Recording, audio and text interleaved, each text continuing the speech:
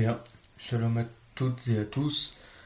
Aujourd'hui, je vous propose donc de continuer sur la pensée qu'on avait la dernière fois, où on était revenu un peu au début de notre nouvelle vie et on avait compris encore une fois que si Dieu nous rachète, c'est pour vivre pour lui maintenant. On avait vu un texte qui disait que le Seigneur a donné sa vie pour nous afin que nous vivons pour lui. Et puis au fil de ce que j'avais apporté dernièrement, on a compris que le salut n'était que la porte et que de cette porte-là devait naître en quelque sorte une envie, une volonté vraiment de vouloir être disciple, parce que c'est la volonté de Dieu, encore une fois, et la volonté de vouloir servir l'Éternel. Or, on a vu également que il y a peu de véritables serviteurs de Dieu parce qu'on a un problème qui est la chair. Et donc, on avait vu encore une fois certains termes qui nous laissent entendre qu'on doit être revêtu et changé. Et donc aujourd'hui, on va poursuivre sur ce chemin-là. Et pour commencer, je vais vous lire juste deux versets qui vont nous donner directement déjà un titre d'information, si on peut dire.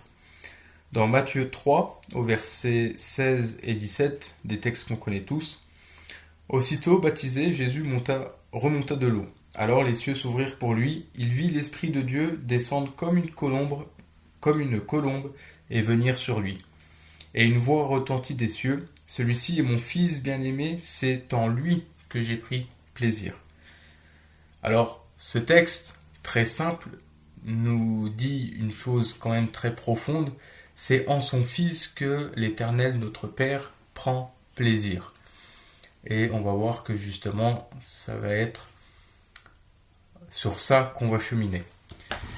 Alors pour cette étude, on va étudier un texte que le Seigneur m'a montré, qu'on connaît tous, mais où on peut avoir une autre lecture si on va lire vraiment la définition, le sens profond des termes qui sont employés dedans. Donc on va lire 3 textes pour cette étude.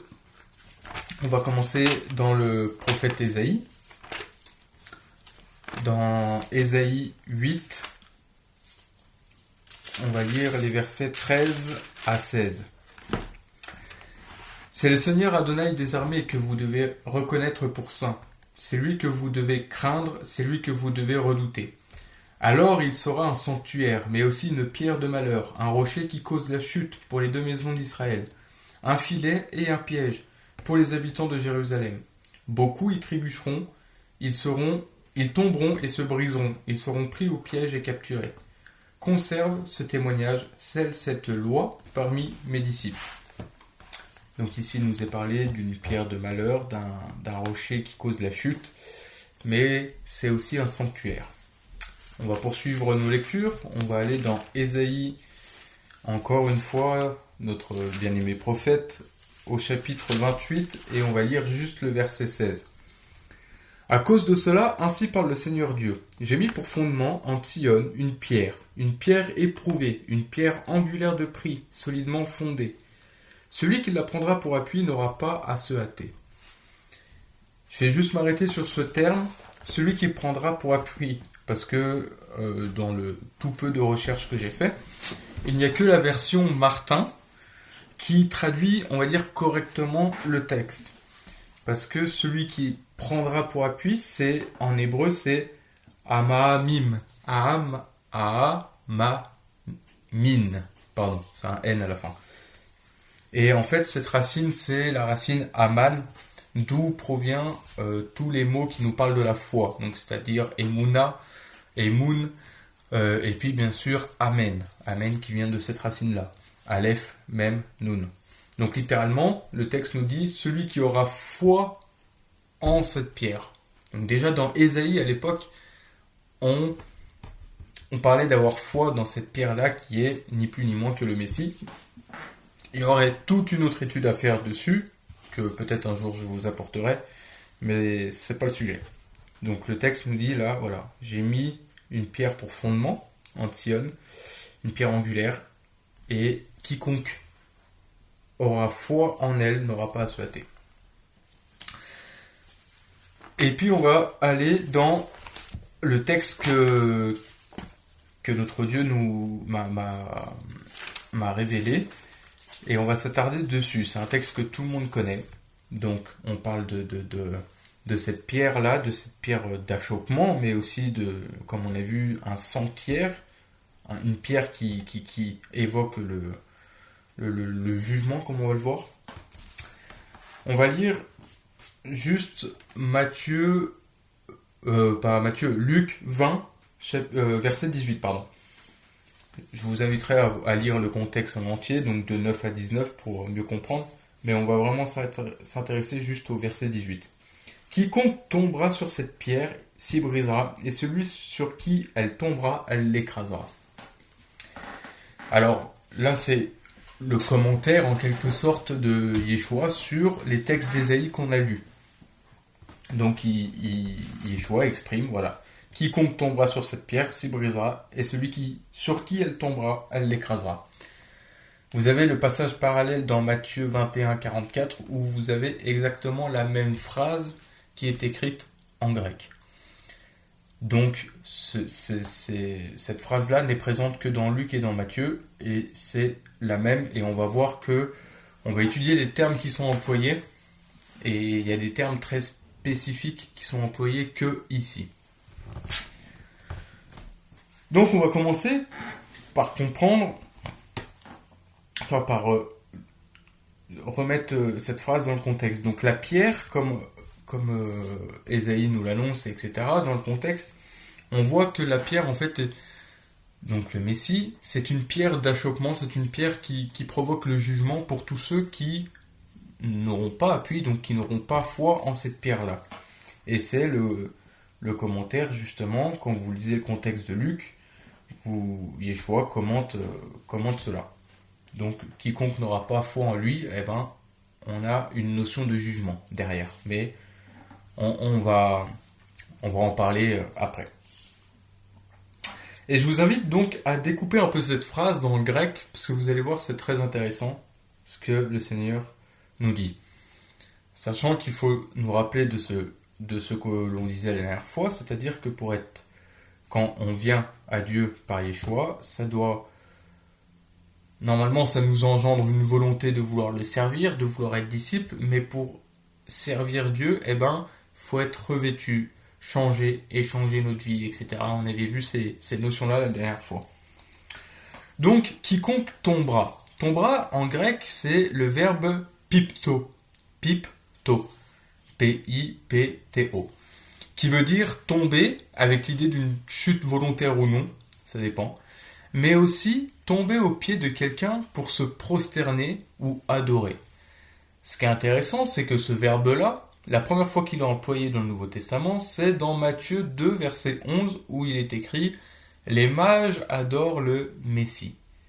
Vous avez le contexte où les mages vont adorer le Messie, dans Matthieu 2.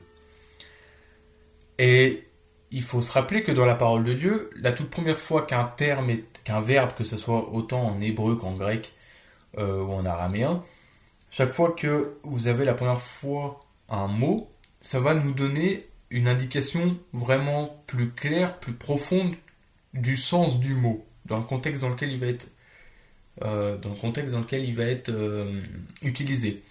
Et là, c'est quand même très étonnant, parce que la première fois qu'il est employé, c'est des mages, des étrangers en quelque sorte, on ne sait pas d'où ils viennent, qui vont se prosterner devant le Messie. Donc c'est pas juste une chute tombée, mais ça nous parle vraiment d'être prosterné.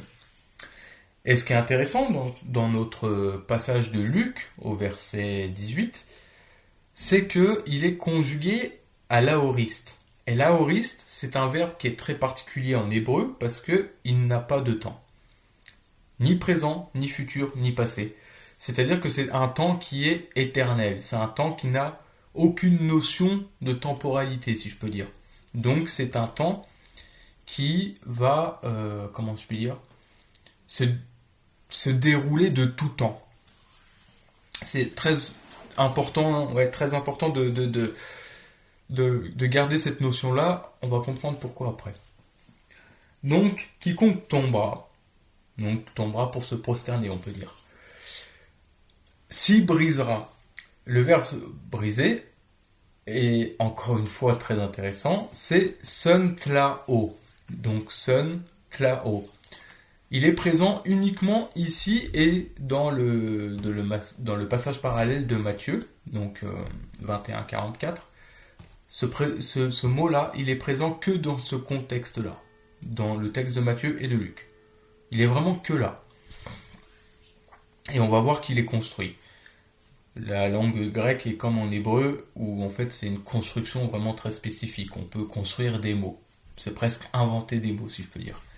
N'oublions pas que l'esprit a inspiré les Écritures. Donc ce n'est pas pour rien qu'il est là. Donc Sontalo, il est découpé en deux. Il vient d'un mot qui est son qui veut dire avec, du côté de, dans le sens d'être avec quelqu'un, par exemple, je parle avec lui. Et son, en résumé, c'est une préposition primaire d'union. Donc c'est une préposition qui va évoquer une union. Et donc c'est pour ça que ce mot-là veut dire avec. Et vous avez talo qui veut dire meurtri, froissé, broyé, comprimé, brisé. Donc littéralement, son talo veut dire briser avec. Ok ? Et ce qui est très intéressant, encore une fois, c'est que le temps, il est conjugué au futur, à la voix passive. C'est-à-dire, à la voix passive, ce n'est pas le sujet qui accomplit l'action, mais il subit l'action. Donc littéralement, il sera brisé avec. Voilà comment on peut traduire. Donc si, après avoir étudié ces deux verbes, on peut traduire la phrase comme quiconque tombera sur cette pierre s'y brisera, on peut la traduire et la lire autrement. Je mets beaucoup de guillemets, ça ne tient que à moi, ce que je vais vous apporter, mais c'est pour vraiment donner l'inspiration de la profondeur du texte là. Celui qui de tout temps tombera pour se prosterner sur cette pierre, donc qui est le Messie, sera brisé, meurtri avec lui. Voilà comment on peut lire cette première phrase, après avoir étudié les verbes. On va continuer la suite du verset. Et celui sur qui elle tombera, elle l'écrasera. Vous avez un premier mot qui est très intéressant, c'est le « et ». Quiconque tombera sur cette pierre s'y brisera, et celui sur qui elle tombera l'écrasera. Le terme « et », c'est « de » ou « des » en grec, qui veut dire « mais qui veut dire également « et ». Son sens peut être une objection, une opposition, ou peut renforcer une affirmation, marquer une coordination, une liaison d'idées. Sauf que, je vais faire remarquer quelque chose, c'est que dans le Nouveau Testament, la plupart du temps, quand le texte nous dit « et quand quand le texte veut nous laisser une liaison entre deux parties d'une phrase. Par exemple, demain, il fera beau et il fera chaud. On voit que le « et » là fait la liaison entre les deux. C'est le terme « kai » qui est employé en grec. La plupart du temps, si vous regardez, le mot « kai » il est partout dans le Nouveau Testament. Et là, dans notre texte, c'est « de » ou « des ». Encore une fois, je ne sais pas trop comment ça se prononce, pardonnez-moi, mais c'est « de » ou « des ». Et c'est très intéressant parce que ce mot veut dire soit « et », donc soit une liaison, ou soit aussi une objection ou une opposition. Et à mon sens, c'est ce sens-là qu'il faut qu'on retienne. On va comprendre pourquoi. Donc pour moi, c'est plus une objection plutôt qu'une suite logique entre les deux parties des phrases. Donc, et sur celui qu'elle tombera, donc on garde en tête une sorte d'objection. Et on va regarder maintenant le verbe écraser, qui est likmao, qui veut dire littéralement vanner du grain. donc trier du grain. Il est lui aussi présent uniquement dans ce passage-là, avec Matthieu, encore une fois, son passage parallèle. Encore une fois, on a un mot là qui est présent uniquement ici. Et littéralement, si on suit le texte dans sa langue originale, il faudrait dire plutôt, donc, comme on a dit, celui qui de tout temps tombera pour se prosterner sur cette pierre, le Messie, sera brisé ou meurtri avec lui. Mais, sur qui elle tombera, elle le vannera, ou cette personne-là sera vannée. Littéralement, c'est comme ça qu'on devrait lire la phrase. C'est un texte qu'on connaît tous, mais si on rentre dans la profondeur, on ne contredit pas le sens littéral, le pshat, parce que ça nous évoque un jugement, mais on rentre dans une notion beaucoup plus profonde du passage qui va nous concerner. Et pour mieux comprendre ce terme likmao, qui est très vaste, parce que même qui est très, non, qui est pas vaste, au contraire, qui est très centré. La définition même du dictionnaire nous parle vraiment que de vanner du grain, en fin de compte. Et je suis allé voir dans la Septante, et on va aller voir. Ce qui est très intéressant, c'est que la Septante, c'est la traduction grecque du texte hébraïque, qui date d'avant la venue de Yeshua. Donc la Septante est un outil très intéressant quand on veut voir des termes grecs présents dans le Nouveau Testament, où est-ce qu'ils ont été traduits dans les Écritures, donc dans l'Ancien Testament. Et c'est ce que j'ai fait ce que le Seigneur m'a conduit à faire avec le likmao, justement. Et ce terme-là, on le retrouve dans Job 27-21, où il est écrit « Le vent d'Est le soulève et il s'en va. Il est violemment arraché de l'endroit où il occupait. » Donc on a vraiment bien cette notion d'arracher, de trier, de vanner du grain, d'arracher violemment une herbe, etc. On a cette notion-là. En hébreu, dans Job, c'est le terme sahar, qui veut dire arracher violemment, tempête, épouvante, balayer. Par exemple, la main de Dieu qui va balayer les méchants. On a cette notion-là. Donc dans notre texte de Luc, cette pierre-là va écraser, va vanner dans le sens de jugement contre les méchants. Pour compléter ça, je vais vous citer deux autres petits passages qu'on peut mettre en lien pour garder ce terme-là, enfin, garder ce sens-là de cette deuxième partie de la phrase. Dans Matthieu 3, encore une fois, au verset 12, regardez ce que nous dit le texte, en parlant du Messie.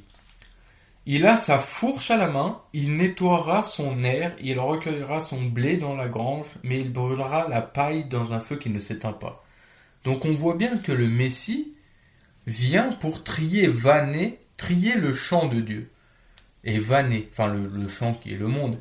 Mais on a cette notion de tri, de vanner le grain, qui nous parle du jugement.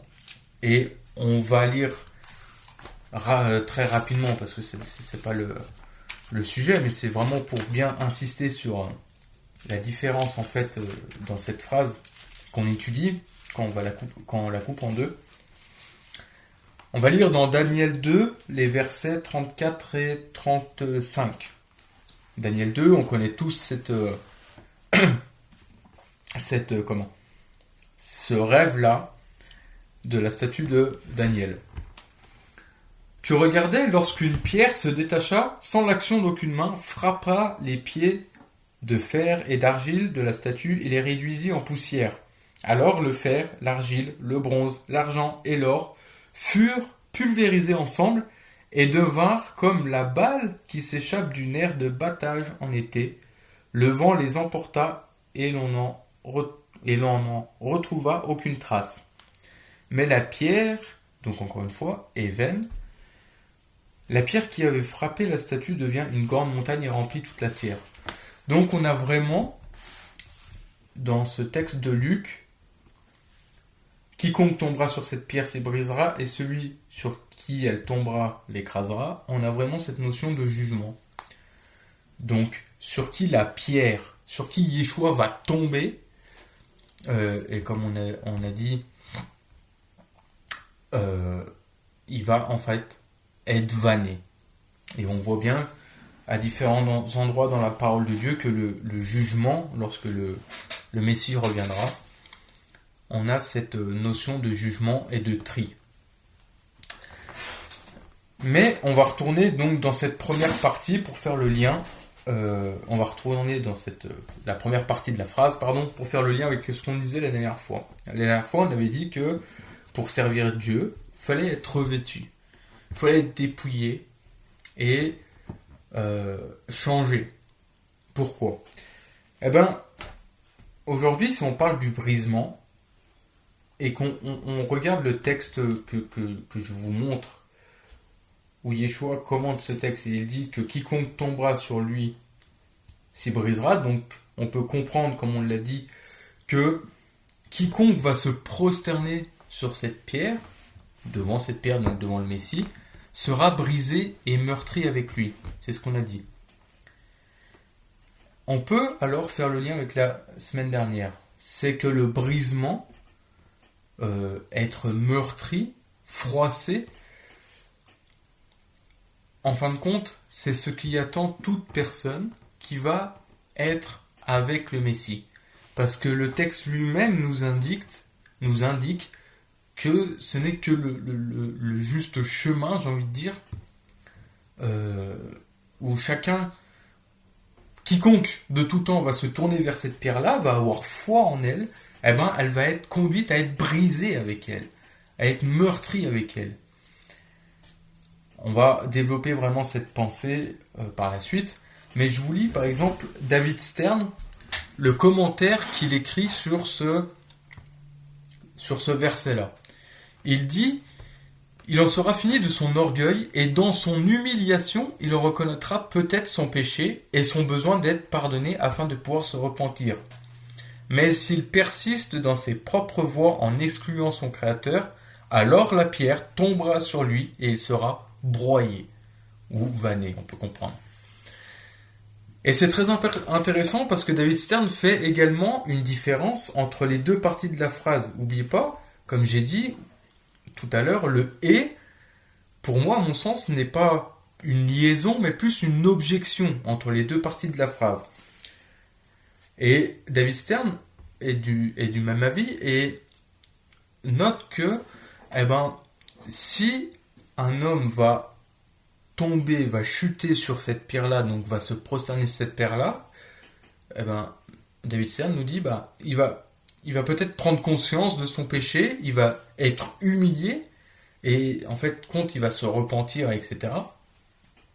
Et ça nous évoque quoi ? Ça nous évoque la conversion, en fin de compte, si je peux dire le mot conversion pour que ça soit explicite, mais la conversion à Yeshua, c'est-à-dire que il va être humilié, brisé au fond de lui, et il va reconnaître alors que Yeshua, on a besoin du salut en Yeshua. Mais pour moi, je vais aller plus loin. On voit que dans le texte, donc, on a un homme qui tombe sur la pierre, ou qui se prosterne sur la pierre, et vous avez la pierre qui tombe sur un homme, qui, comme on l'a dit, évoque un jugement. Et qui nous renvoie à la fin des temps où l'aire de battage sera vannée, etc. Je veux qu'on garde ça en tête. Donc dans un texte qui nous parle de Yeshua lui-même, qu'il est une chute, une occasion de chute, une occasion de jugement pour quiconque ne croit pas en lui, mais que même pour ceux qui ont foi en lui, il va les conduire à être brisés avec lui, à être humiliés, froissés avec lui. Et pour mieux comprendre, et faire le lien avec la semaine dernière, on va poursuivre, et on va lire d'autres textes qui vont nous aider. On va aller, par exemple, dans 1 Pierre, au chapitre 4, les versets 12 à 18, on va lire. Bien-aimés, ne soyez pas surpris de l'embrasement qui sévit parmi vous, ou par l'épreuve, pour vous mettre à l'épreuve comme s'il vous arrivait quelque chose d'étrange. Au contraire, réjouissez-vous d'avoir part aux souffrances du Christ, afin qu'aussi vous vous réjouissiez et soyez transportés d'allégresse à la révélation de sa gloire. Si vous êtes insultés pour le nom du Christ, heureux êtes-vous, car l'Esprit glorieux, l'Esprit de Dieu repose sur vous. Cependant, qu'aucun de vous ne souffre comme meurtrier, comme voleur, parce qu'il a fait le mal ou parce qu'il se mêle des affaires d'autrui. Mais si c'est comme chrétien, ou comme enfant de Dieu, on peut dire, qu'il n'en ait pas honte, qu'il glorifie plutôt Dieu en ce nom. Car c'est le moment où le jugement commence par la maison de Dieu. Or, si c'est par nous qu'il débute, quelle sera la fin de ceux qui refusent d'obéir à la bonne nouvelle de Dieu ? Et si le juste n'est sauvé que difficilement, que deviendra celui qui est impie et pécheur ? Et là, je veux juste m'arrêter sur le verset 17, car c'est le moment où le jugement commence par la maison de Dieu. Si on regarde vite fait en parenthèse nos temps actuels et puis l'apostasie, on comprend bien que ce verset, il est bien présent, il se vit bien en ce moment, j'ai envie de dire, dans le monde. Mais si on recherche vraiment plus profondément pour nos vies, quel enseignement en tirer ? On a dit que le texte de Luc évoque un jugement, et il nous renvoie, dans le contexte, à le jugement de la fin des temps, où tous ceux qui vont, encore une fois, qui vont rejeter la pierre, seront jugés, vannés. Et là, Pierre nous dit, le jugement commence par la maison de Dieu. C'est intéressant. Et le texte de Luc nous a dit aussi que, en tout temps, celui qui va se tourner vers Yeshua va être amené à être meurtri et brisé avec lui. Oui, mais pourquoi ? On va aller lire dans Galates, un texte que tout le monde se sert. Galates 2, verset 20. Je suis crucifié avec le Christ, ce n'est plus moi qui vis, c'est le Christ qui vit en moi. Ma vie présente dans la chair, je la vis dans la foi du Fils de Dieu, dans la foi du Fils de Dieu, qui m'a aimé et qui s'est livré lui-même pour moi. Et on fait le lien avec la semaine dernière où on avait dit que si Yeshua s'est livré à donner sa vie pour nous, c'est pour que nous puissions vivre pour lui. Et là, Paul nous dit, je suis crucifié avec Christ. Et le terme crucifié avec, c'est sustoro, qui est composé, encore une fois, le mot de deux autres mots. On retrouve son, comme le mot qu'on a étudié tout à l'heure, et storo, qui veut dire garnir de pieux ou de palissade, attaché à un poteau, crucifié, mettre en croix. Pourquoi Pierre nous dit que le jugement commence par la maison de Dieu ? Eh bien parce que notre jugement, le jugement de Dieu envers nous, a été payé par le Christ, sur la croix. Mais le jugement, ce que Dieu veut, c'est ce que Paul nous dit. J'ai été crucifié avec Christ. Vous voulez servir Dieu. Vous voulez être revêtu de la nature de Dieu, comme on avait dit la semaine dernière. Le but d'être sauvé par Dieu, c'est d'être délivré du jugement à venir, mais aussi délivré de nous-mêmes, de notre nature pécheresse. Et c'est tout ce que le Nouveau Testament nous enseigne. Soyez revêtus, combien de fois Paul va nous dire, soyez revêtus de la vie de Christ, etc. Vivez comme le Seigneur a vécu. Donc littéralement, je suis crucifié en Christ, avec Christ, ce n'est plus lui qui vit, enfin ce n'est plus moi qui vis, mais c'est lui qui vit en moi. Et c'est pour ça que Pierre nous dit que le jugement commence par la maison, c'est parce que Dieu veut que nous ayons part à cette vie-là. La semaine dernière, j'avais dit qu'il fallait qu'on soit revêtu de la vie de Christ. Revêtu, être couvert de la vie de Christ. Qu'est-ce qu'on a lu au tout début de cette méditation ? On a lu Matthieu 3, verset 17. « Celui-ci est mon fils bien-aimé en qui j'ai pris plaisir. C'est-à-dire que pour que Dieu ait plaisir, trouve son plaisir en nous, comme on l'a dit la semaine dernière, il faut que ce soit la vie du Christ en nous qui se manifeste. Et pour qu'elle se manifeste, Paul nous dit, je suis crucifié avec le Christ. Donc c'est-à-dire que notre vie, elle doit être sur la croix. Si notre vie est sur la croix, alors Christ va nous revêtir. Alors Dieu va prendre plaisir en nous et alors nous serons de véritables serviteurs de Dieu. Voilà le chemin que Dieu veut qu'on emprunte. Le chemin étroit que Yeshua nous dit. Yeshua nous dit aussi dans les évangiles, il nous dit que celui qui veuille me suivre fasse quoi? Se charge de sa croix tous les jours et qu'il me suive. Et il dit que celui qui voudra sauver sa vie la perdra, mais celui qui perdra sa vie, donc qui sera meurtri, qui sera brisé, où sa vie va être brisée, il retrouvera la vie. Il faut que nous mourons pour ressusciter. Et c'est que en étant ressuscité, comme Yeshua, je parle spirituellement parlant là, qu'on soit bien d'accord, que nous avons part à la vie du Messie en nous.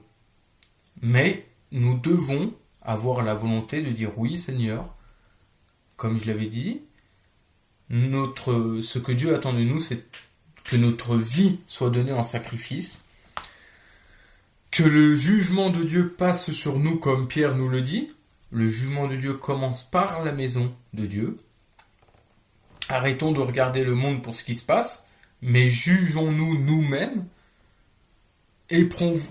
éprouvons-nous nous-mêmes devant Dieu, comme David demandait « Ô Dieu, sonde-moi, sonde mon cœur ». Notre vie doit être en sacrifice, doit être morte à la croix. Voilà l'appel de Dieu pour nous tous. Tu veux servir l'Éternel, tu as la volonté d'être disciple, le chemin, il est là.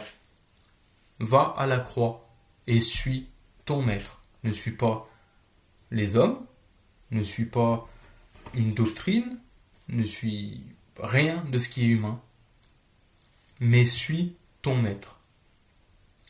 Voilà l'enseignement que je voulais vous tirer de ces textes-là.